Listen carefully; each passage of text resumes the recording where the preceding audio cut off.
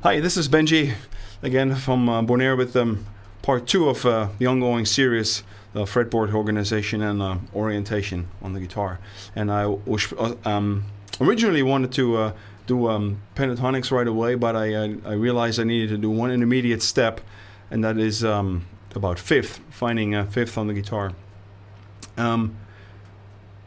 Why is that extremely important? Well, the idea is that later we're going to construct, triads and 4-note voicings and anything beyond that. But the basics, one of the building blocks of Western harmony is really a fifth interval. And plus, as I played a little earlier, you can make all kinds of nice, power chords and stuff on the guitar, which is really neat.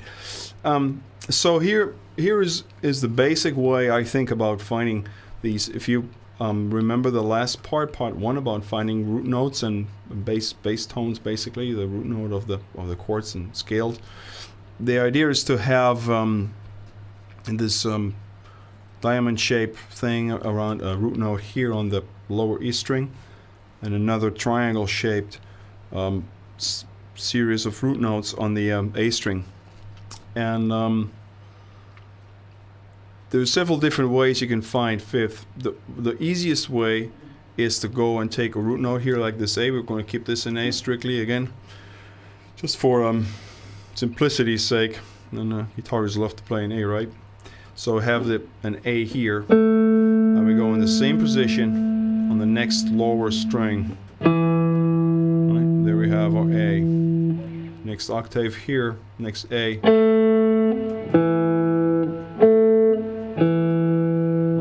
Another one all the way up here, and here another fifth interval, right? So this is of course a fourth different, but then if you look at it, it's harmonically it's a fifth in that if you're taking the extra bass note here,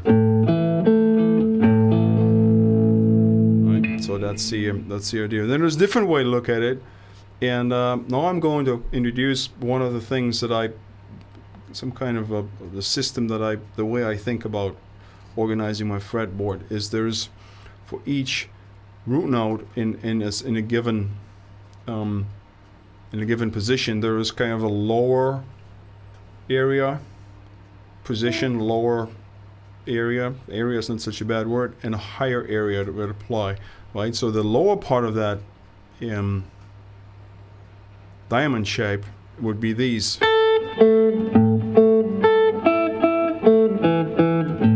Higher part would be this, and then, all right, and then in the lower part, there's another way to find a fifth, and that's not from the top down, like down on the same position, but it's up from the lower one, and that is basically from here. All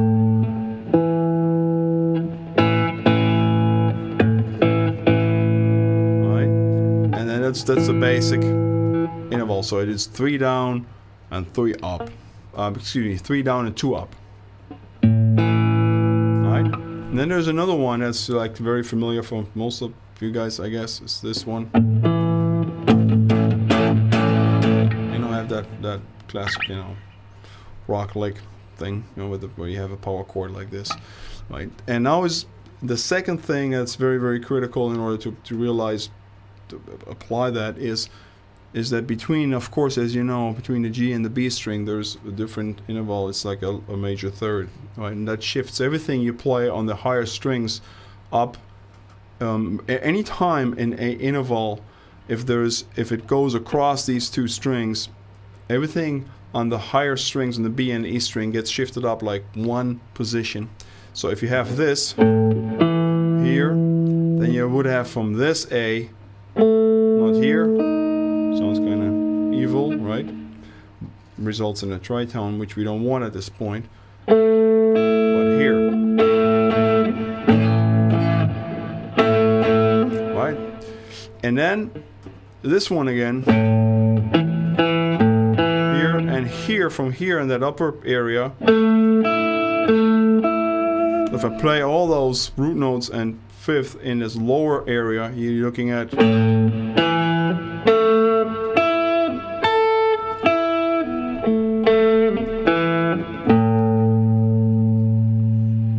yet. That's the upper area. Alright, so that is fifth and root notes in here, right?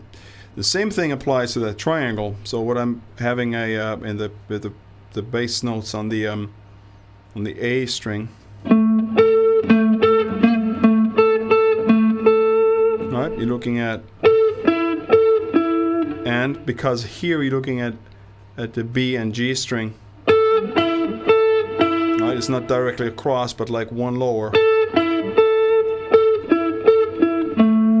Right, and the same thing here when you look going to that,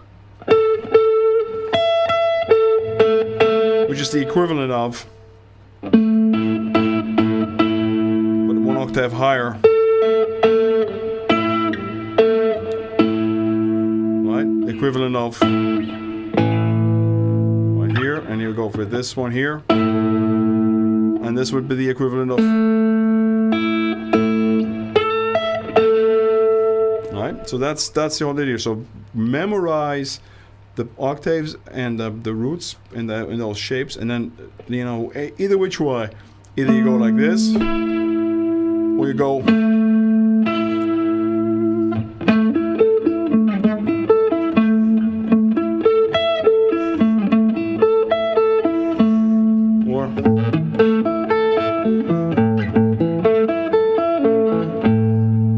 like this. So this is critical. And one nice application I try to illuminate a little bit in the little intro I was playing is, for example, Eric Johnson. He's a master at having that kind of dissecting that standard power chord, and you need to kind of do it a little bit finger style in a way that you can, because there's all kinds of gaps in between those strings, like this. You know, you can't really play that anymore when you play like.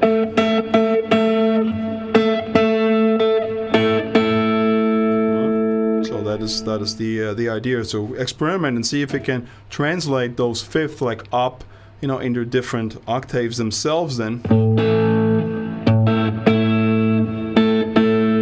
know,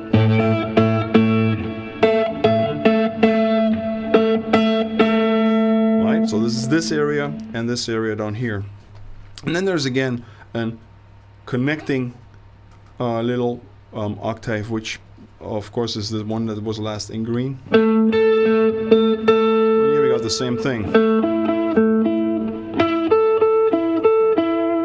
Right, so this, you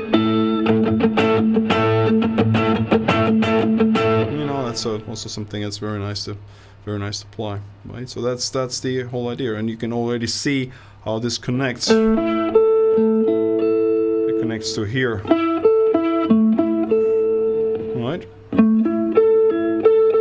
These two are the same ones as these two here, and they. Right, so that's basically that. So go ahead and experiment a little bit with, and basically be able to find in any key. You know, it doesn't matter if you use F or E flat or whatever key, and be able to find those octaves and the fifth that are going. It adds another basically little node, a point in that framework that we are going to fit everything else in. I do that. If you watch this, well, that's the way I think about it. You know, it's like octaves and then basically the fifth, and then I add, you know, thirds, minor, major thirds to make it give a different, you know, tonalities. Yeah, minor and major. You know, all the other stuff. So and also that both of these positions on the lower string A and the E string here and the A string, they have a lower area here and a higher area, and this one also has a lower area and a higher area, you know, and then there's an intermediate for that thing in the middle. Right. Thanks for watching, and then next time we're going to go for pentatonics and see how much damage we can cause there. So thanks for watching. Next time.